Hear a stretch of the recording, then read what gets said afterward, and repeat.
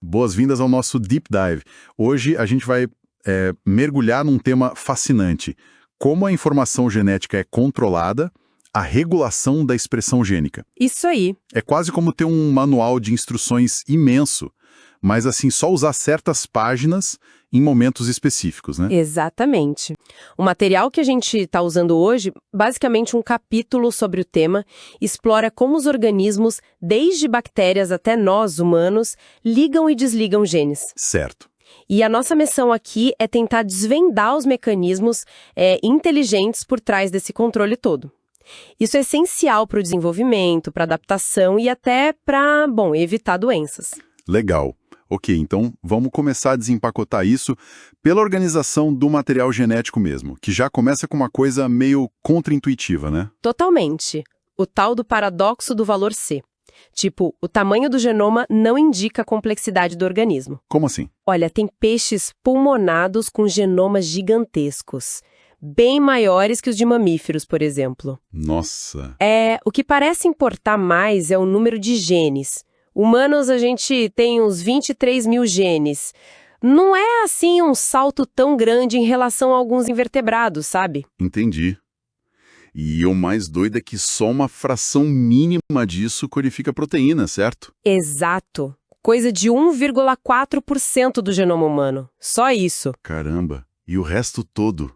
Faz o quê? Então, boa parte é transcrito em RNA, incluindo um monte de RNAs que a gente chama de não codificantes, os ncRNAs. Muitos deles com funções que, olha, a gente ainda está começando a entender. Tem até os tais genes órfãos, que nem sabemos direito o que fazem. Genes órfãos? Mostra que tem muito mistério ainda para desvendar no genoma. Faz sentido. E falando em organização, tem aqueles genes que a gente precisa muito, né? Tipo os de RNA e tRNA. Eles aparecem em várias cópias. Isso, porque a célula precisa deles em grande quantidade o tempo todo. E tem outros exemplos ótimos, como genes da globina humana. Ah, sim? Aqueles das proteínas do sangue? Isso. Eles ficam organizados em grupos, os clusters, e o mais interessante é que são ativados em fases diferentes do desenvolvimento. Um tipo no embrião, outro no feto, outro na vida adulta. Garantindo o transporte de oxigênio certinho para cada fase da vida. Bem pensado pela natureza. Exatamente. E não dá para esquecer do DNA repetitivo, que é um pedaço enorme do genoma. Aquele que chamavam de DNA lixo? Esse mesmo. Olha, uns 3% do genoma são repetições curtas em tandem, os STRs, super úteis hoje para testes de paternidade, forense, o tal do DNA fingerprinting, né? Sei, pela variação entre as pessoas? Isso, e quase 45%, quase metade, vem de elementos transponíveis. Lines, cines, tipo a família Lu, sabe? Retrovírus antigos, parasitas moleculares que ficaram por lá. Quase metade. É muita coisa que não é gene clássico. Muita coisa. E embora tenha esse apelido de lixo, hoje a gente sabe que a presença e a variação dessas sequências, os polimorfismos, ajudam a traçar genealogias, relações entre populações, contam nossa história evolutiva. E tem também as pequenas variações, né? Os SNPs. Aquelas trocas de uma letra só no DNA. São milhões. Milhões catalogados. E aí entram os estudos de associação genômica ampla, os GWAS. Eles tentam conectar essas variantes a doenças complexas. Tipo diabetes ou Crohn. Exato, diabetes tipo 2, doença de Crohn. A ideia é que não é um único gene ocupado, sabe? São múltiplos locais no genoma, múltiplos loci, que juntos aumentam um pouquinho a suscetibilidade da pessoa àquela doença. Entendi. É uma rede complexa. Mas, bom, vamos para a regulação em si. Como as células controlam isso? Começando talvez pelo mais simples, que são as bactérias. Ah, sim. Em bactérias como a E. coli, a regulação é super eficiente, principalmente no nível da transcrição. O Operon LAC é o exemplo clássico que todo mundo estuda. O famoso LAC. Como ele funciona mesmo? Basicamente, é um sistema para usar lactose como alimento. Se não tem lactose no ambiente, uma proteína repressora se liga no DNA, numa sequência chamada operador, e bloqueia a transcrição dos genes que metabolizam a lactose. Simples assim. Desliga a chave. Isso. Agora, se aparece lactose, ou um análogo como o IPTG que a gente usa em laboratório, ela funciona como um indutor. Ela se liga no repressor, muda a forma dele e ele solta do DNA. E aí os genes são ligados. Exato. E o curioso é que não tem só um lugar para o repressor ligar, um operador. Tem 3. O1, O2, O3. Para garantir que a repressão seja bem forte, o repressor consegue até formar uma alça no DNA, ligando em 2 sítios ao mesmo tempo. Uau, sofisticado. Mas tem mais um truque aí, né? Mesmo com lactose, se tiver glicose a coisa muda. Muda sim. A glicose é o açúcar preferido da E. coli. Então, mesmo que tenha lactose disponível, se tiver glicose também, o Operon Lac fica praticamente desligado. É a repressão por catabólito. Faz sentido. Usar primeiro o que é mais fácil. E como ela sente que não tem glicose para daí ligar o LAC? Aí entra um controle positivo. Quando a glicose está baixa, aumenta um sinalizador na célula, o AMP cíclico. Esse AMPC se liga a uma proteína ativadora, a CAP. E o complexo CAP-AMPC se liga perto do promotor do Operon Lac. Que é um promotor meio fraco, né? Exatamente. O CAP-AMPC dá uma ajudinha para a RNA polimerase grudar ali e começar a transcrição. Então, é um controle duplo. Um negativo, com repressor sendo liberado pela lactose, e um positivo, com CAP ativando só quando falta glicose. Gestão de recursos total. Incrível. E tem outro Operon famoso, o TRIP, que faz triptofano.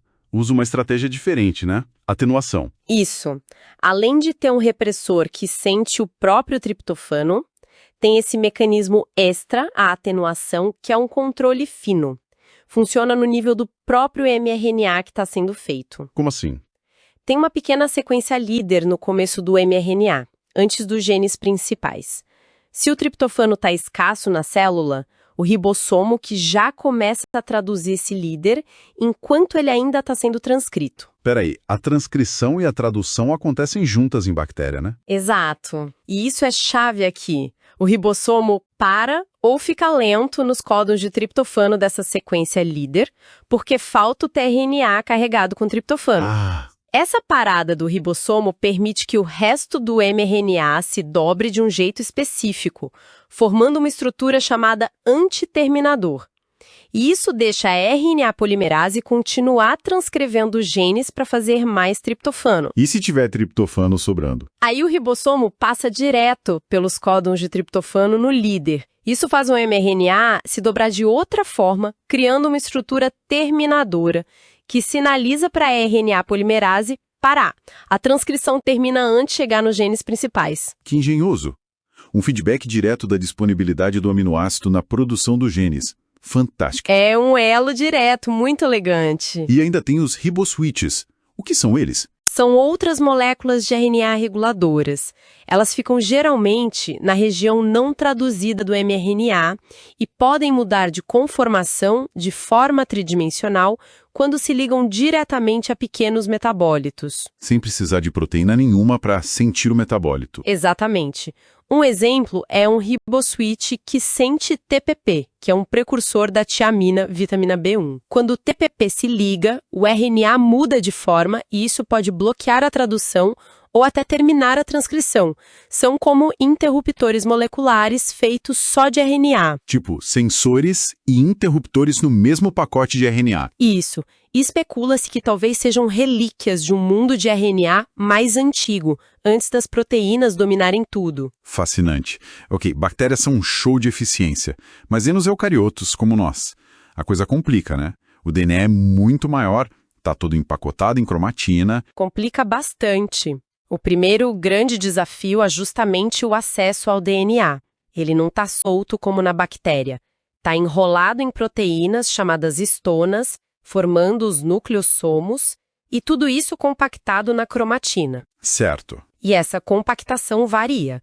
O DNA que não está sendo usado, o inativo, geralmente fica muito condensado. É a heterocromatina. Um exemplo clássico é a inativação de um dos cromossomos X nas fêmeas de mamíferos, que formam o corpúsculo de Barr. Ah, já ouvi falar. E o DNA ativo?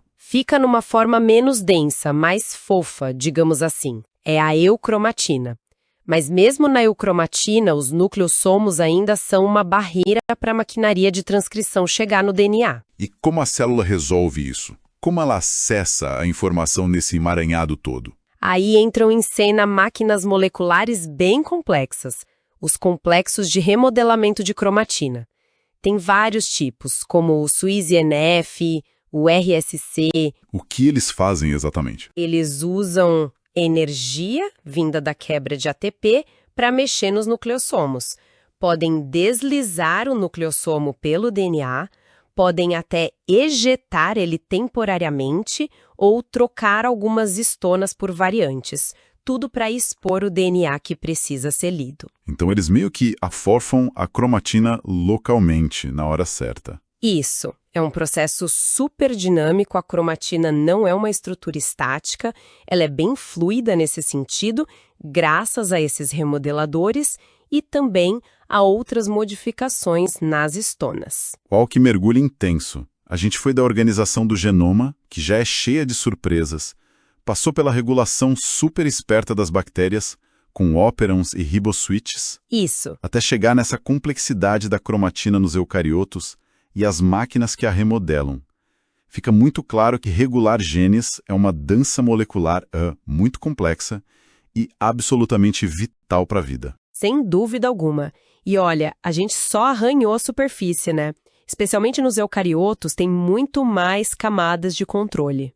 Verdade. Mas pensando em todo aquele DNA não codificante, aquele DNA repetitivo que a gente falou no começo, principalmente nos genomas grandes como o nosso, fica uma reflexão, né? Será que ele é só um passageiro silencioso da evolução, um resto que a gente carrega? Ou será que ele guarda segredos regulatórios importantes que a gente ainda está só começando a vislumbrar? Talvez muitas daquelas sequências repetitivas ou os RNAs não codificantes tenham papéis sutis, mas cruciais nessa regulação fina. Fica aí a pergunta para a gente continuar explorando.